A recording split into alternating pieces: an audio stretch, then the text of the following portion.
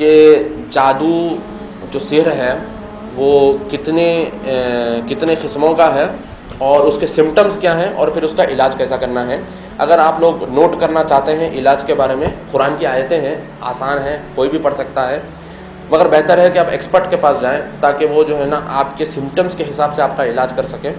تو یہ جو آیتیں ہیں یہ عام طور پہ آپ بھی پڑھ سکتے ہیں. اگر نظر وغیرہ لگ گئی تو آپ یہ آیتوں کو پڑھ سکتے ہیں. اگر کوئی نوجوان ہے، شادی ہو گئی مگر بیوی سے نہیں مل پا رہا ہے تو وہ آیتوں کو پڑھ سکتا ہے. بڑا آسان یہ نسخہ ہے، آپ کو کسی تعویذ یا گنڈے پلیتے کی ضرورت نہیں ہے، یہ بس آیتیں آپ کو پڑھنا ہے. سب سے پہلے قسم کا سحر اس کو بولتے ہیں سحر تفریق. سحر تفریق میں میاں بیوی کے بیچ میں درار، یا پھر باپ بیٹے میں، یا بھائی بہن میں، یا بھائیوں میں، یا بزنس پارٹنرز میں، یا اسی طریقے سے جو ہے نا رشتہ داروں میں پھوٹ ڈالنے کے لیے سحر تفریق کیا جاتا ہے. تو اس کے سمٹمز کیا ہیں کہ ایک شخص جو کسی کو پسند کرتا تھا یا پھر عام جو ریلیشن ہوتا ہے اچانک وہ نفرت میں بدل جاتا ہے.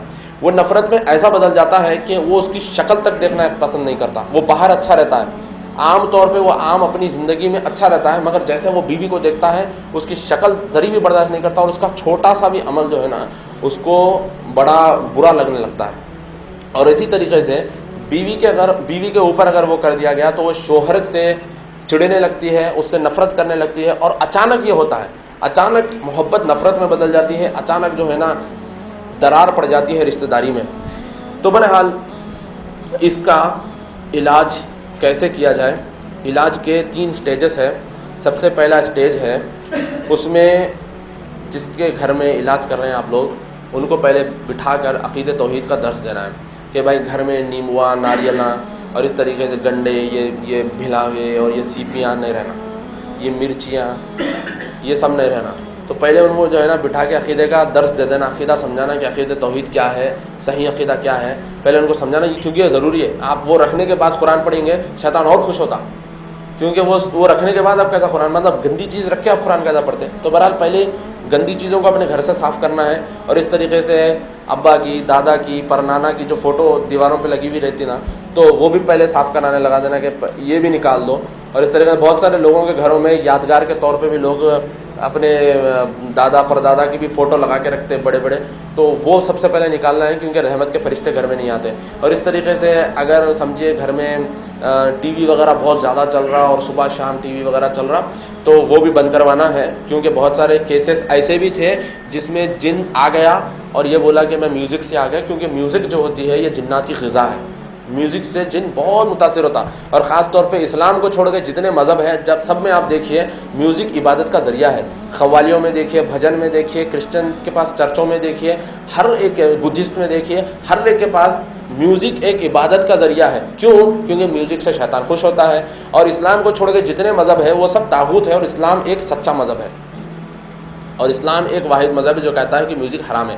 تو بہرحال پہلا سٹیج یہ ہے کہ میوزک کو گھر سے پہلے بند کروانا ہے. اور گھر میں عورتیں حجاب نہیں کرتی تو ان کو حجاب کی تلقین دلانا ہے. اور اس طریقے سے کوئی اسموکنگ، سگریٹ، گٹکا، شراب وغیرہ بھی پیتا ہے تو سب سے پہلے وہ چھڑوانا ہے اس کو. اور اس کے بعد جو سیکنڈ سٹیج ہے اس میں ان کا علاج کرنا ہے. اگر کوئی نوٹ کرنا چاہتے ہیں تو نوٹ کر لیجئے. سورہ فاتحہ پڑھنا ہے. سورہ فاتحہ کے بعد سورہ بقرہ کی 1 سے لے کے 5ویں آیت، الف لام میم ذالک الکتاب لا ریب فیہ، وہاں سے لے کے ان الذین کفروا سواء علیہم وہ آیت تک. اس کے بعد سورہ بقرہ کی 102 آیت. اور میں نے خود دیکھا ہے بہت سارے کیسوں میں سورہ بقرہ کی 102 آیت جب پڑھی جاتی ہے اور خاص طور پہ یہ والی جگہ جہاں پہ وما کفر سلیمان وما کفر سلیمان بار بار ریپیٹ کی جاتی ہے تو جنات بڑے تلملا جاتے ہیں. اور میں آپ کو بتاؤں کہ قرآن کی ایک ایک آیت سے بھی جن بڑا تلملا جاتا ہے، بڑا پریشان ہو جاتا ہے، بڑا بخلانے لگتا ہے. تو بہرحال سورہ بقرہ کی 102 آیت اور اسی طریقے سے سورہ بقرہ کی 163 آیت اور آیت الکرسی بھی بڑی بھاری چیز ہے. ہم اس کو انڈرمائن کرتے ہیں اور ہم سمجھتے ہیں کہ آیت الکرسی تو ہم ایسے ہی پڑھ لیتے ہیں، مگر آپ کو بتاؤں کہ آیت الکرسی بڑی بھاری چیز ہے، بڑی پاورفل چیز ہے. تو بہرحال آیت الکرسی پڑھنا ہے. اس کے بعد سورہ بقرہ کی 285 اور 286 آیت، یعنی کہ آمن الرسول بما انزل الیہ من ربہ والمؤمنون، وہاں سے لے کے انت مولانا وانصرنا علی القوم الکافرین وہاں تک پڑھنا ہے. پھر اس کے بعد سورہ آل عمران کی 18 سے 19 آیت. یہ نوٹ کر لیجئے، آپ کو نظر کا علاج کرنے میں بھی بڑے کام آتی آیت ہے. سورہ آراف کی 54 سے 56 آیت اور سورہ آراف کی 117 سے 122 آیت، اور اس طریقے سے سورہ یونس کی 81 سے 82 آیت اور سورہ طٰہٰ کی 69 آیت اور سورہ مومنون کی 115 سے 118 اور سورہ صافات 1 سے لے کے 10۔ میں آپ کو بتاؤں سورہ صافات بھی بہت بھاری ہے، سورہ صافات خاص طور پہ والصافات صفا فالزاجرات زجرا، اس میں بھی میں نے دیکھا کہ بہت سارے جن تلملا جاتے ہیں، پریشان ہو جاتے ہیں۔ سورہ صافات بھی بڑی بھاری چیز ہے، اور سورہ احقاف کی 29 سے 32 آیت اور سورہ رحمان کی 33 سے 36 آیت اور سورہ حشر کی 21 سے 24 آیت اور سورہ جن کے 1 سے لے کے 9 آیت اور سورہ اخلاص اور سورہ فلق اور سورہ ناس، اور بعض کیسوں میں اذان بھی دینا ہے۔ تو اس سے کیا ہوتا ہے، اور اس میں کیا ہے نا، ڈپینڈ کرتا ہے کہ آپ آیت کی کون سی جگہ کو بار بار ریپیٹ کرتے ہیں۔ مطلب آیتوں میں کچھ جگہیں ہیں جس کو بار بار ریپیٹ کرنے سے جن بڑا پریشان ہوتا ہے، بڑا تلملا جاتا ہے، تو وہ ایکسپیرینس سے معلوم ہوتا ہے کہ کون سی آیت کو کتنی بار ریپیٹ کرنے سے وہ پریشان ہو جاتا ہے۔ تو بہتر ہے کہ جو ایکسپرٹ ہیں ہم ان کو پوچھ لیں، وہ بتا دیں گے کہ کون سی آیت کو کہاں پہ ریپیٹ کرنا ہے۔ اور جب یہ آیتیں پڑھی جاتی ہیں تو جیسے یہ آیتیں پڑھی جاتی ہیں تو اگر اس کے اوپر جن ہے تو وہ ظاہر ہو جاتا ہے، وہ شخص کانپنے لگتا ہے، چیخنے لگتا ہے، اور جن اس کے اوپر ظاہر ہو جاتا ہے اور اس کے ذریعے سے بات کرتا ہے۔ تو سب سے پہلی چیز اس سے یہ پوچھی جاتی ہے کہ اس کا نام کیا ہے، اور پھر دوسری چیز یہ پوچھی جاتی ہے کہ اس کا مذہب کیا ہے۔ اور اکثر جادو کے کیسز میں عیسائی جن پائے جاتے ہیں، اور ہندو بھی رہتے ہیں، اور بہت سارے کیسوں میں مسلمان بھی رہتے ہیں۔ تو بہرحال اگر وہ عیسائی ہے تو ان کو اسلام کی دعوت دی جاتی ہے، ان کو کلمہ بھی پڑھایا جاتا ہے، اور اس طریقے سے ہندو ہے تو ان کو بھی کلمہ پڑھایا جاتا ہے۔ اگر مسلمان ہے تو اس کو تاکید کی جاتی ہے کہ مسلمان رہ کے تو کسی جادوگر کے لیے کیوں کام کر رہا ہے، یہ تو کفر ہے، اگر تو اس حالت میں مر جائے گا تو تو جہنم میں جائے گا۔ تو اس کو ڈرانا ہے جہنم کی آیتیں بتا کر، اور اسی طریقے سے اس سے یہ بھی پوچھا جاتا ہے کہ کس ذریعے سے تو آیا۔ بہت سارے کیسوں میں ایسا ہوتا ہے کہ جن یہ بول دیتا ہے کہ یہ لڑکی مجھے پسند ہے، یہ لڑکی مجھے پسند ہے اس لیے میں آیا، یا جن یہ بولتا ہے کہ لڑکا مجھے لیڈی اگر جن ہے تو وہ بولتی ہے کہ لڑکا مجھے پسند ہے اس لیے میں آ گئی۔ یا کبھی کبھی کیا ہوتا ہے کہ ہم کہیں پہ کوئی چیز پھینک دیتے ہیں، مثال کے طور پہ بڑا سا پتھر ہے یا گرم پانی ہے یا پھر کوئی بھی چیز ہے، ہم ایسے ہی پھینک دیتے ہیں، تو وہاں پہ کیا ہوتا ہے کہ کبھی جن بیٹھے رہتے ہیں، ہم کو دکھتے نہیں ہیں، جن یہاں پہ بیٹھا ہے وہاں پہ بیٹھا ہے، ہم کو دکھتا نہیں ہے جن، تو ہم اس پہ کوئی چیز پھینک دیے تو وہ غصے میں آ کے بدلہ نکالنے کے لیے آ جاتا ہے۔ تو بہرحال ایسی حالتوں میں بھی جن آ جاتے ہیں، تو بہرحال اس سے پوچھا جاتا ہے کہ آنے کی وجہ کیا ہے، کیوں آیا، تو بولتا ہے کہ یہ وجہ ہے، اس نے فلاں ٹائم پہ مجھے نقصان پہنچایا تھا، ایسا کیا تھا۔ تو اس کو بتایا جاتا ہے کہ دیکھو بھائی، آپ جیسے اس کو دیکھ رہے ہو وہ تم کو نہیں دیکھ سکتا، وہ تم کو نہیں دے سکتا، تو بھائی معاف کرنا چاہیے۔ بہرحال جو بھی ہے، اگر وہ ضد کر رہا ہے نہیں نکلنے کی تو پھر جہنم کی آیتیں اس کو سنائی جاتی ہیں۔